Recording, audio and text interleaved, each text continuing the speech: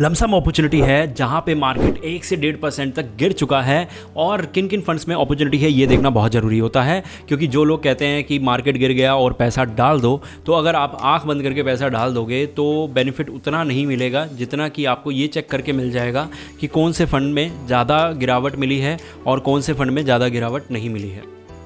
समझ आ गया?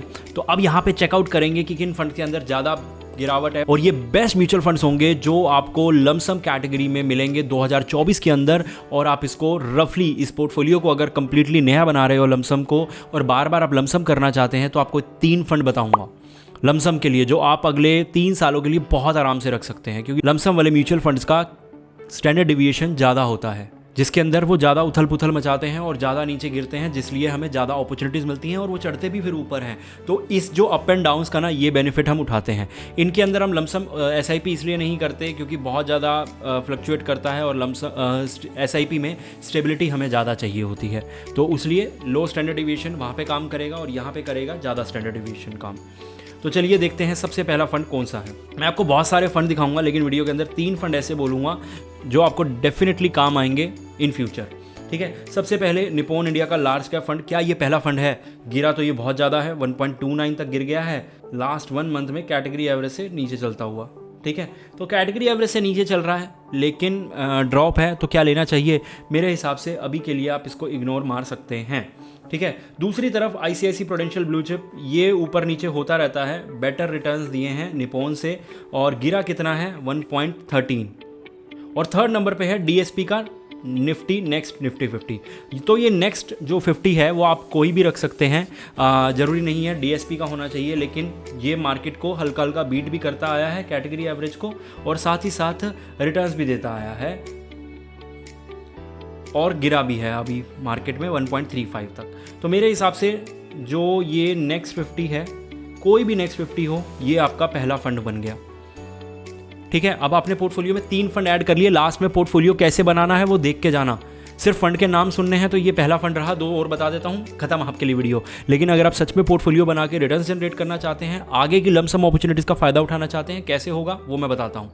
और अगर आपको लगता है इन सब चीज़ों के लिए आपके पास टाइम ही नहीं है तो आपको स्क्रीन पे नंबर दिख रहा होगा, आप हमें व्हाट्सएप कर सकते हैं अपना SIP अमाउंट। हम आपका पोर्टफोलियो मैनेज करेंगे, कॉल करेंगे और आपको सब समझाएंगे, जिसमें आपको ये पता लगेगा कि किस तरह से आप बहुत ज़्यादा बेनिफिट उठा सकते हैं चीज़ों का। क्योंकि अगर आपके पास टाइम नहीं है तो, नॉलेज नहीं है तो, लेकिन अगर आप सीखना चाहते हैं तो अगर आपके पास बहुत सारा टाइम है तो देख लीजिए। पहला निफ्टी का हो गया। ठीक है, अब मिराई एसेट का मिड कैप भी बहुत ज़बरदस्त गिरा है, कैटेगरी एवरेज के आसपास ही चलता आया है, कभी ऊपर कभी नीचे, कुछ पॉइंट्स पे ऊपर है कुछ पॉइंट्स पे नीचे है, तो बढ़िया है।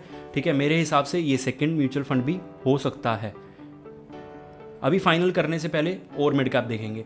ये ऐसा मिड कैप है मोतीलाल ओसवाल जो अपने कैटेगरी एवरेज को बीट करता हुआ आया है जगह जगह पे। तो यहाँ पे हल्का सा मैं बात बोलूँगा कि ये गिरा कम है। ठीक है, ये बहुत 0.5% गिरा है, तो ये SIP के लिए बहुत अच्छा है लेकिन नॉट फॉर लमसम। लमसम के लिए मैंने आपको कौन सा बताया? मिराई एसेट का मिड कैप जो सेकंड नंबर पे है। ठीक है, 2 म्यूचुअल फंड हो गए। अब निप्पॉन इंडिया स्मॉल कैप, ये गिरा है 0.78, ये ज़्यादा गिरा ही नहीं है, तो क्या इसको हम ले सकते हैं? अपने कैटेगरी एवरेज को बीट कर रहा है 5 साल में, तो बहुत ज़बरदस्त कर रहा है। ठीक है, टाटा स्मॉल कैप ये भी नहीं गिरा है 0.61 और ये भी अपने कैटेगरी एवरेज को बीट कर रहा है। फ्रैंकलिन इंडिया स्मॉलर कैप ये भी नहीं गिरा है और ये थोड़ा सा अपने कैटेगरी एवरेज से ओवरऑल लॉन्ग टर्म में नीचे रहा है, लेकिन शॉर्ट टर्म में 6 मंथ में 1 ईयर में बहुत ऊपर रहा है। महिंद्रा का मैन्युलाइफ ये गिरा है ज़्यादा, लेकिन उससे पहले हम स्मॉल कैप एक डिसाइड कर ले कि कौन सा बेटर है। वो बेटर है निप्पॉन का, कंसिस्टेंट रिटर्न देता आया है, लेकिन आज के टाइम पे ये ठीक नहीं है क्योंकि सिर्फ और सिर्फ 0.78 गिरा है। इससे ज़्यादा गिरे हुए म्यूचुअल फंड है हमारे पास, मिराई एसेट मिड कैप और ऊपर DSP का नेक्स्ट 50 या कोई भी नेक्स्ट 50 जिसमें हम अभी के लिए लमसम करेंगे तो ज़्यादा बेनिफिट होगा। लेकिन फिर से बोलूँगा, पूरी वीडियो जरूर देखना रूल्स रेगुलेशन के लिए। अब मैं आपको 3 फंड बता चुका हूँ। ठीक है, तीसरा फंड हो गया आपका ये। अब आपको एक बोनस फंड बता देता हूँ।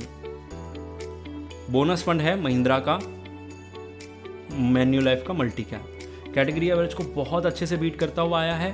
लास्ट 1 मंथ में, और यहाँ पे बहुत अच्छा प्रदर्शन रहा है, गिरा भी है 0.11 1.14 तक। सेम गिरा है निप्पॉन इंडिया। निप्पॉन इंडिया अपना कैटेगरी एवरेज से लास्ट 1 मंथ में पीछे रहा है, लेकिन इसको भी आप ले सकते हो। लेकिन अभी मैंने आपको 4 फंड म्यूचुअल फंड बता दिए, ठीक है, जो बहुत अच्छा गिरे हैं, जो अपने कैटेगरी एवरेज को बीट कर रहे हैं रिसेंट लास्ट 1 ईयर में और अच्छा परफॉर्मेंस आपको दे सकते हैं। अब कुछ रूल्स रेगुलेशन का आपको ध्यान रखना है।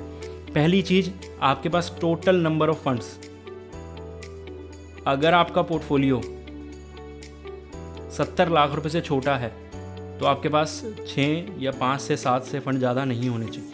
अगर आपकी 5 फंड के अंदर SIP चल रही है तो आप लमसम के लिए एक इन्हीं में से चुन लें और 2 यहाँ पे सिलेक्ट कर लें। 6 या 7 में SIP चल रही है तो अपने SIP वाले फंड में से ही कुछ ना कुछ चुन लो।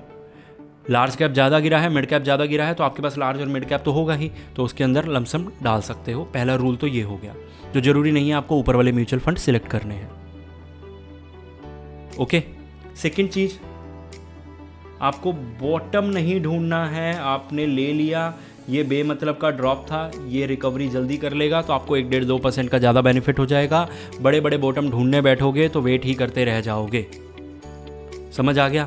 तो इन चीज़ों का अगर आप ध्यान रखते हैं तो बहुत एक अच्छी स्ट्रैटेजी बन सकती है और आप एक अच्छा खासा रिटर्न जनरेट कर सकते हैं। होपफुली वीडियो समझ आ गई होगी। इस तरह की इंटरेस्टिंग वीडियोस के लिए हमें फॉलो करें। मिलते हैं अगली वीडियो।